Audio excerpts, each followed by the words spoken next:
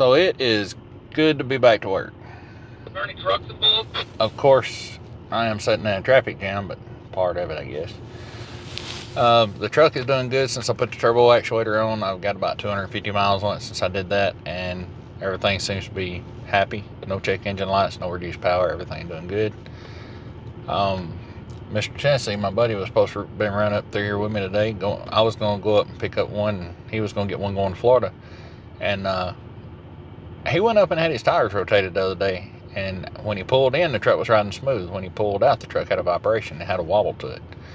And he was worried it was a broke belt or something like that. So he took it down this morning and had new tires put on, and it still had the same wobble. He asked them to look at everything if they saw anything to let him know, and they didn't see anything. So we assumed that was going to fix the problem.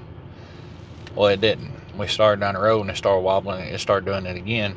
And I got up under it to look and see if I could see anything. I checked the U-joints, checked everything I could think of to check. And while I was under there, I looked up, and the steering stabilizer, the steering damper, the shock on the front axle was sheared off. It looked like somebody cut it with a knife.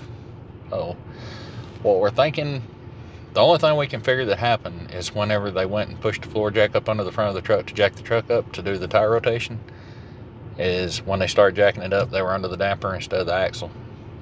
And don't know that's what happened, but it looks like that's what happened. There's two indentions where the floor jack would have went up. So from what I saw, and there's no other scratches or anything on the axle or any of the steering rods or any of that stuff to indicate that something flew up from the road and hit that stabilizer hard enough that it broke that shaft, that rod. That took a lot of pressure to not bend it and break it just like it was, you know. So anyway, he has got another one ordered. He'll get it put on tomorrow and then find another load somewhere else. But I looked, I guess today is Thursday the 13th, and I looked Tuesday afternoon after I got the truck fixed. I looked all day Wednesday, and I found a Washington Wednesday afternoon. There was a Woodland Washington yesterday morning. There was a couple of different decent loads, but I couldn't click them fast enough. They were gone before I could click them. And there was another Washington, Sequim, I think is the name of it. Sequim, if I remember correctly. And I clicked it, and I did get that one.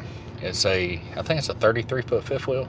I have to check it out when I get up there. But normally when we click a load, we get paperwork within a few minutes of after clicking the load, and I didn't get any paperwork. So I called in, and they told me that I needed to come inside and see compliance before, and then they would give me my paperwork. And they said it wasn't anything bad, or they wouldn't have gave me the load, but they did need to talk to me. So I got a funny feeling. Like I say, about 2 months ago, I got the same phone call and got in there, and it was a random drug test. So I just kind of assume that's what it's going to be again. I don't know, and it's not a big deal if it is, or if it's something else, you know. Like I said, whatever it was, it's not a big deal. I just need to go talk to them. Anyhow, I just kind of wanted to make a little video, and we can see I kind of got time, and I will probably see you guys tomorrow after I get figured out what's going on with the office and get that taken care of, and we'll get hooked up and get on the road. I plan on tomorrow be Friday. If I can get it hooked up tomorrow by lunchtime, I'm not pushing the truck. I'm just going to ease out there, and I plan on getting, it's 2,285 miles. I plan on getting there Tuesday. So came out and got breakfast. Semper Fi's over there making a little video. Look like a GM convention around here. They go from brand new all the way back to a little bit older. About to get head on up toward the office and see what we get going on. Morning. Morning, buddy. So after breakfast, we went on to the office, and me and another guy had to go in. We just got the phone call, said, hey, before you get your paperwork, you need to come see us. We'll print your paperwork off right here. When you get here, you know, you're not in trouble, just come in and see us. Yeah, I pretty much assume anytime I get that phone call, it's a random drug test. So sure enough, it was. Went in, got her paperwork, went over to the other place, got the drug test knocked out. And if you're one of those guys that, I got a buddy that works over here actually, and he got picked for a random drug test. It seemed like he had to go three times in like 4 months. I mean, every time I turned around, he would get called in for a random drug test. And he got really frustrated with them, and I would too. I mean, I get it. But they, on the majority of the time, to the best of what I believe, you know, from what I've seen over the multiple companies I worked for over the years, is your name pretty much gets picked like a lottery at the FMCSA, at the DOT, with the DOT, and they send it out to the company and say, hey, we need these guys to go get a random drug test. I do believe it's up to the companies when they do it. I think they have to do so many a month, and I'm not sure how all of it works, but I do know that there is like a drug test lottery that they do at the FMCSA, is what I've heard it referred to over my career. Anyway, so we did go get that knocked out, and parted ways. Everybody's going a different direction, and I'm headed to Monteith's over in Middlebury to get, I want to walk in and talk to them about some tires that I ordered. I bought for them, paid for them, they're sitting there. I just don't really want to have them put on today. I want to get a couple more loads out of these tires because they still got rubber left on them, and then I'll come back and get the others. I just want to make sure they're not going anywhere because they are bought and paid for. And then I'm going to head on up to Middlebury, and we'll get hooked up and get on their way. And I'm kind of excited about this. I don't normally get very excited about weather change stuff, but the colors and the trees and all that stuff, the leaves changing, headed out to Washington, Oregon. I don't know if I've ever driven across through here this time of year when everything's changing, so I'm sure it's going to be a gorgeous trip. I do hope it's a very uneventful trip. I hope that I get hooked up and it's just smooth sailing all the way across, but I think that's with every trip. We always hope that, but that's kind of what I'm shooting for. 33-foot momentum. It's last four of the VIN is 4264. I believe that's us right there, but got to check that whole VIN. Make sure, always check the whole VIN. But I'm gonna go ahead and turn around and get backed up to it. I checked my VIN, found my packet. Everything looks like it's gonna be easy.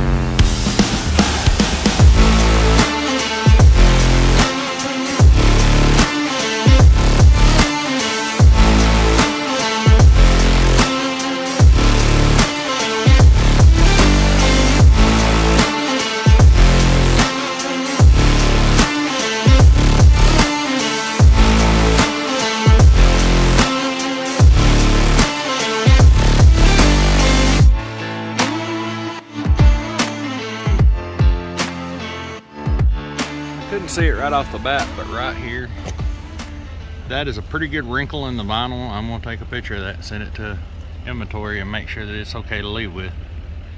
I mean, just kind of cover myself, but that is the only spot I noticed on this unit. Like, see stuff like this, if you guys can even see that, and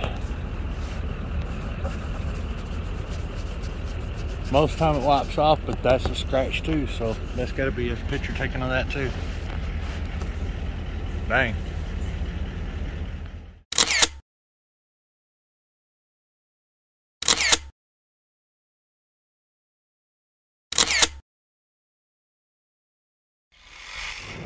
So we're back out on Highway 2.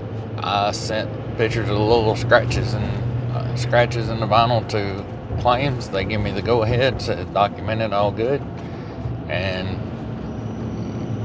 went ahead and finished everything up. I had to make sure and get my logbook straightened up because I've been off work so long, make sure all that stuff was right. But I did leave myself in good shape. I had everything the way it's supposed to be when I went off duty, and it just followed along. I just had to sign the pages, so it didn't take too long. And walked around everything one more time and checked it out. When you've been off work that long, when you go back, you double check and triple check about everything, making sure you're not forgetting anything. I had to walk around and check 2 or 3 times just to make sure I put my tag on. Little stuff, you know. And this trailer has got a ton of red and black wires in it. It took me a while to figure out which wires were the actual power wires. So, and that can be aggravating in itself, because you take the tape off one and hook it up and that's not it. Well, before you know what's going on, you'll have a stack of wires on that terminal about that thick. So I didn't really want that, so I just kept hooking it up, taking one off and putting the plastic cover back on it and so forth. So I can't say this trailer's brakes are not the greatest, but I think they'll tighten up as I go. Yeah, that's about everything. I'd hope to make it a little bit further than that, but I think I'm going to the big truck stop, the Iowa 80. Go ahead and call it a night there. That'll get me kind of on a schedule what I'm used to. I can leave the Iowa 80 and try to make it to Sydney, Nebraska tomorrow night. Leave Sydney, Nebraska and try to make, it'll kind of get me back on a rhythm of what I know. And there's a lot of guys going to ask, why are you going to take 80 across? Why not go 90? Because I just had repair work done on the truck. Everything that's been going on, I would like to make sure that in the event that I break down or I have trouble, I want to have cell service. I'm not that used to running 90, so it's not that I'm scared of it. It's 120 miles further. I have all the time in the world to get there. Fuel prices seem to be a little bit cheaper running across 80 from what I saw, and I know that way a little better. Just all in, I'm more comfortable going that way, especially on this trip. So that's why I'm not going 90. But anyway, I'm gonna hop off here and get on over to the big truck stop and call it a night. I'll see you guys tomorrow. Time I take a load, I try to get on Google Maps and check out how far it's going to be and the differences. Sequim, Washington. I'm not putting in the actual dealer location at this time, but just to get me to Sequim. And then I'm going to show leaving from work, which Indiana Transport right there in Elkhart. That is going to take me up and across 90. There's nothing wrong with going that way, except for I know that I don't get cell service for the majority of the way across Montana. And with me just having truck issues and stuff like that, I really don't want to be out in the middle of nowhere where there's not a lot of anything. I would rather be on a route that I know, where I can get help if I need it a little bit easier. Most of the people that I know stick to I-80, and I'm more comfortable going that way. Let's see how far it is going that way. So I'm gonna put in Fort Bridger, Wyoming for my stop. And if y'all saw, I did that. I'll show you in a minute.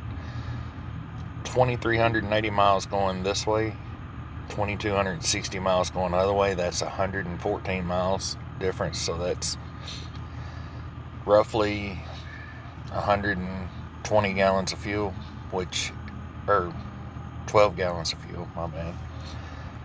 120 miles at 10 miles a gallon be 12 gallons of fuel. And if I'm getting a little less, that'll go up. But I'm comfortable with that because I'll be in cell service the whole way. I know people running that route. If I did have issues, someone could stop and help me out or bring me apart. So it's worth it to me to do that. Go ahead and hit done.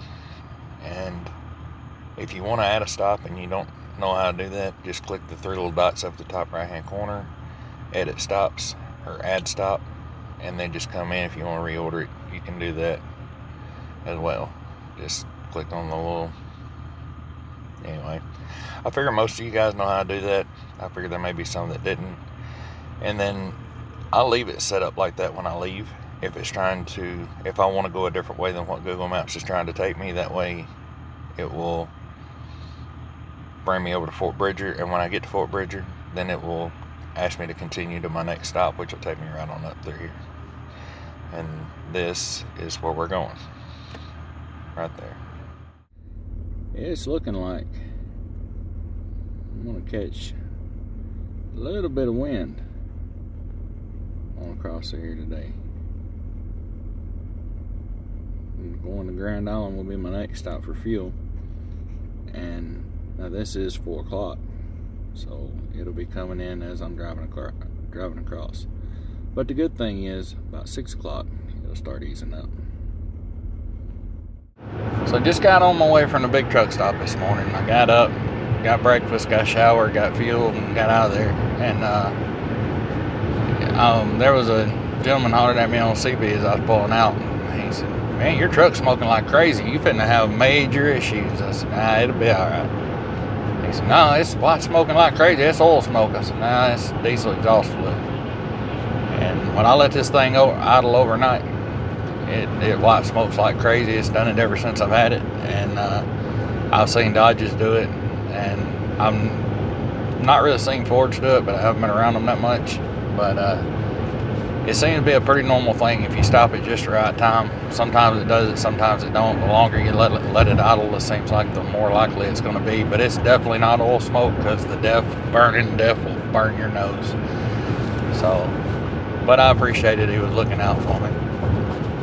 And yesterday when I was on my way across, I got hung up in all that construction traffic on the west side of Chicago, and there was I came up beside of a multi-aisle guy, and I wasn't really paying attention. I heard something, and I looked over, and the guy was hollering at me, pointing and hollering. And I rolled my window down. There was a friend of mine. I'm used to seeing him in a black Peterbilt. He had upgraded and got him a white Volvo, and we actually caught up at the big truck stop last night and got something to eat. That was good getting to catch up with him. This was the last person I was expecting to see there in construction traffic, But anyway, guys, my next stop is most likely gonna be in York, Nebraska. I bought just enough fuel to get me to York, Nebraska, and a lot of people are gonna stop at that and go, "Why are you not getting in Grand Island?" Well, I've noticed, I feel like my truck gets better fuel on petrol fuel. It may be 5-6 cents a gallon more, and I'm going to look at it. If it's significantly cheaper, I'll go on to Grand Island. But if it's not a massive difference, I will probably stop in York, just because I see a difference when I get fuel mileage. I know the few pennies make a difference, but so does that extra miles per gallon, And this thing just seems to be picky. It could be all in my head, but if it is, I believe it. So, anyway, we'll ride on across through here, see how things go. It looked like we're going to run into a little wind, but it didn't look like it's going to be enough to bother us. Really, I don't think it will. But we'll see. So today is Monday the 17th, new day. I made it barely into Idaho last night. I had issues getting my Idaho permit. I've done it a couple of times, and only one time it's went through correctly.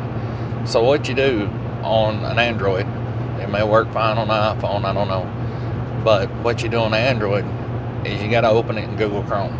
On my phone, I have to open it in Google Chrome. And when I first type in the Idaho.permit, whatever it is, it opens it in a different browser. It opens it in Google, but it's not Google Chrome. And it won't give me the option to go to different pages. So after you go through the whole process and you pay for the permit, you've got to hit the return button to return you back to the page where you actually email yourself the permit or print the permit off. And if I forget to hit the opening Google Chrome button in my browser, it won't let it happen. So I'm thinking about making a video on that. If I do, you guys will see it. I don't know how I would make it to put it out anytime soon, because I've already bought this permit, so I wouldn't be able to walk you through the process of buying this permit. So maybe when I come out here again, I'll make a video. I was trying to figure out how I would even do that, but I think I can screen record it and blur everything out, like the account numbers and all that stuff. I think I can do that. But if I can figure it out, there'll be a video coming up on how to get your Indiana or Idaho permit online. Another thing I learned yesterday, I came through the Wyoming port of entry yesterday, and I walked in and they asked me was I oversized, and I've never really understood how I pulled oversized for a long time. And I never really understood how you could be oversized pulling a camper. I never ever really understood how me pulling the camper to the from the manufacturer to the dealer, I can be oversized. But somebody buys the camper at the dealer and drags it right back through, and to the best of my understanding, they're not oversized. I don't really understand how that works. I guess, I don't know. I think it's a money racket to hit the transport companies or whatever, but he did tell me yesterday, they asked me was I oversized, and I said, not that I know of. I mean, I wouldn't see why I'd be oversized. And they said, well, that's a toy hauler, it's definitely oversized. I said, how you know? He said, well, it's not over, there's apparently a between mark in there, because he said anything where the box, you know, not the awnings, not the ladder, but the actual structure of the camper is over 8 foot 6 inches wide is considered oversized, and you have to have a 4-inch amber flashing light on the front and the back of the truck. And that just blows my mind. I don't recall ever seeing anyone, you know, any personal vehicle going through Wyoming pulling a toy hauler that had flashing lights on it. Maybe I'm wrong, maybe I just haven't been paying attention well enough, but I usually pay attention to flashing lights. So. But anyway, I don't think it would be a bad idea to get a couple of amber flashing lights in the back of the truck. I don't think I've ever pulled one of the big triaxles or anything like that through Wyoming. I pulled them through Arizona and New Mexico and all that stuff, but not through Wyoming. Anyway, that's something to check in on. And if you ever have any questions, don't get on Facebook and all these different places asking for information. Pick up the phone, type it in, Wyoming Highway Patrol, Wyoming Port of Entry, Nebraska Port of Entry. If the port of entries don't come up, straight up call the Highway Patrol. I've done it many times whenever the permits are unclear, because when I was flatbedding, you would get your permit, and it's like they write loopholes right into it. You know, there's no actual way to know for sure from reading the permit, most likely, in a lot of cases. In some cases they're crystal clear, in some cases they're absolutely not. So yeah, if you ever get into a position where you have to have a permit like that, make sure you understand that, you got it. I've seen guys get tickets for having orange flags on a load instead of red flags, and vice versa. You know, where one state wants you to have a amber flag on the corner of the load, and the next state wants you to have a red flag on the corner of the load. I mean, it's just ridiculous. If you're going cross country, like that guy right there, he has orange flags on his load. And where I was running, when I was running back and forth to Florida and all that stuff, they wanted red flags. So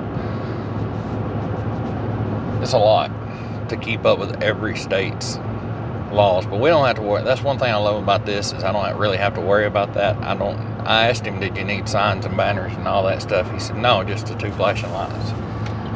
So I've got all that stuff at home. I may throw a couple of flashing lights in here. Hell, I've got a whole set of strobe lights that I bought for my Kenworth to put in the grill and other stuff. I may stick those in the grill sometime, but I think it's overkill. I don't really feel like I need that. But and as far as I know, to the best of my understanding, Wyoming is the only state. If you guys know better than I do, because I don't do I've never been asked about that stuff before, then leave it in the comments. Help somebody out, help me out. So anyway, they told me that I was oversized because it's a toy hauler, but I wasn't oversized to the point where I needed those lights. And that to me doesn't make any sense. To me, you're either on one side or the other. You're either oversized or you're not oversized. But anyway, I should have asked more questions, but I didn't, and I will try to ask more questions the next time I go in just to figure that out. And also on the Idaho permit, back to that, she told me when she looked my permit up this morning to email it to me, she said you did everything correctly except you didn't get a transport permit, you got a single trip registration. It still covers, but you can only use that single trip registration 3 times a year. So you can only use it 2 more times in 12 months. I said, well, this is ridiculous. It's not very laid out very good. This is absolutely not very user friendly, you know. I mean, I would prefer call you guys, and you can. There's a number that you can call. I'll try to remember to leave it in the link, leave it in the description, to where you can do that. I'll try to leave the link also to where you go to get your Idaho permit. But anyways, enough about that. It just trying to, after being off work 6 weeks, coming back and getting, you know, talking about that stuff, I figured I would see what you guys thought about it, what your experiences have been with it, and try to rewrap my mind around all of it again. So I haven't eaten yet. I'm gonna stop at the Boise Stage stop and get something to eat. Then I'm gonna stop in Huntington, Oregon at the TA and get showered. Then I'm gonna stop at the Baker City Truck Corral and get fuel. And if you're ever going to Sequim, is how I reckon how it's pronounced, Sequim, Washington. 7 Seaters Casino is 4 miles from the Clear Creek RV, I think is the name of it. Yeah. So you can park there, and they said always, I messed up on this too. When you get your load, if it's Friday, if Saturday, as soon as you get the phone number in your hand where you can call that dealer and ask them what their receiving hours are and their check-in process and all that, call them, because I forgot on Friday. I didn't think about calling them on Saturday because it was the weekend. Called them today and told him I'd like to deliver tomorrow, which is normally never a problem. And he said, man, I've already got 6 deliveries scheduled tomorrow. I can't get you into Wednesday. I said, oh man. He said, I wish you'd have called earlier. He said, but we've got a lot of deliveries tomorrow. I said, well, that's all right. You can only do what you can do. And he said, man, I hate knowing that you're having to sit. He said, let me see what I can do. And he took a few minutes and he come back to the phone. He said, what about 2 o'clock tomorrow afternoon? I said, dude, 2 a.m., 2 p.m., you tell me. Anytime you can get me in, I'm happy to be there. So they're going to get me in at 2 p.m. tomorrow. It's kind of aggravating because I won't get paid until the next day now, but it's not a big deal. I like to deliver and get everything settled out in one day. And to the best of my understandings, I know back months ago I went to use TransFlow. TransFlow wasn't working, and they told me they were doing a new system now called Drive Axle. And as far as I know, we're all swapped over to Drive Axle now. And Drive Axle is not near as user friendly as TransFlow was. I really don't understand why they would swap. TransFlow's been around. I've been using TransFlow for many years in trucking, and I don't understand what the issue could be with it, where they'd swap over to something like Drive Axle, going from a very user-friendly interface to a not so user-friendly interface. It's not bad, it's just more steps to get to the same place, but looks like I'll be figuring that out too after I get delivered. You know, maybe I'll try to do a little video on that. I'm not sure, but anyway, I'm gonna get breakfast, get fuel, get showered, and get on up to the casino tonight. That way I'll be sitting there tomorrow. That way if they can take me early, I'll be there. And yeah, I will see you guys in a little bit. So I am here in Sequim, Washington at the Seven Oaks Casino, and just kind of hanging out. Got the unit back there. If you ever wonder if you're coming to Sequim and you wonder what the RV parking looks like here at the casino, they're only 7 miles from the dealership. If It was extremely quiet here last night. Nothing bad to say about it. I'd stay here every night if I could. The casino is like right over there, and they have a little car that comes around and picks you up if you want to go. Right there he is. And I have not been. There he goes. But I got to thinking about it. I haven't given you guys a walk around on this, and I may just end this video here, I'm not sure. But what I was gonna say is this camper, this toy hauler, I saw it had a 16,800 pound GVWR when I picked it, and that's fine. You know, I haul the big toy haulers with 20,000 pound GVWRs. But normally when I pick one at 16,800 pounds, it only weighs about 12 to 13,000 pounds. Because you gotta have room, you know, the GVWR being the max what you can put on it. You know, normally 13, that gives you quite a few pounds that you can put luggage and fill the water tanks up, whatever, put you side by side in the back and all that stuff. Now this joker right here is heavy, super heavy compared to other units like this that I've pulled. And I got to looking at the title to see the weight, what the shipping weight was on it. She weighs 15,200 pounds. That doesn't make any sense to me. 15,200 pounds rolling weight. And you know, keeping in mind that from about right here back is the garage. That's where your side-by-side or four-wheelers or motorcycles, whatever would go. So that 15,000 pound, a lot of that is up front on the nose of the truck. Now the truck handled it like a big dog. No complaints on how the truck pulled the trailer. Just my main complaint is, and it's not a complaint, just my main thing I realized, put it that way, is normally I come out here 2,000 miles, $2 a mile, and I clear right around anywhere from $2,800 to $3,300 over the years. But here recently, it's been more like 27 to 29. So I know we're all feeling it. You know, it's not just me, and I'm not complaining. I'm just, a year ago, this would have paid more. I tell you what, outside a minute ago, I was going off the top of my head, but I do actually have it written down because I figured it up to tell you guys later. But this load paid $201 a mile. $201 a mile, 2,283 miles. The gross on it was $45.88. 83. $45.88.83. I used $2,050 in fuel. Now that gets me from Nashville, Tennessee up to get loaded out here, and that leaves me with enough because I'm sitting on a full tank in my pickup and enough in my auxiliary tank to get pretty good ways back. But I'm gonna have to buy fuel again to get back over to where I can make that a complete loop. So all in, as of right now, I haven't spent $2,050. But by the time I make that full circle for it to be the round trip, it will be $2,050. So that left me with $2,539 after fuel. That's really that's not terrible if you enjoy the ride, if you enjoy what you're doing and all that stuff. But what aggravates me is just last year, this same trailer would have been, I would have put three grand in the bank after fuel. So that part's aggravating. But what can we do? You know, not sure about that. You know, I put a lot of thought into it. I enjoy doing this.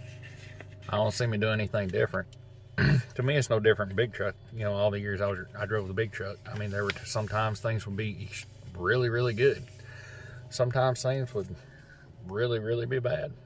And I believe it's just a tough time, and things will look back up. Whether the rates come back up, come up high enough to compensate everything, or whether fuel goes down, or however it levels out, things will have to level out or else they'll stop. And nobody wants things stopping, so people, you know, they'll figure out a way to keep things moving somewhere or another, I think. But anyway, guys, I hope you enjoyed this video. If you did, like, share, and subscribe. I'm really glad to be back to work. and I'm looking forward to seeing you guys in my next video. Thanks for watching.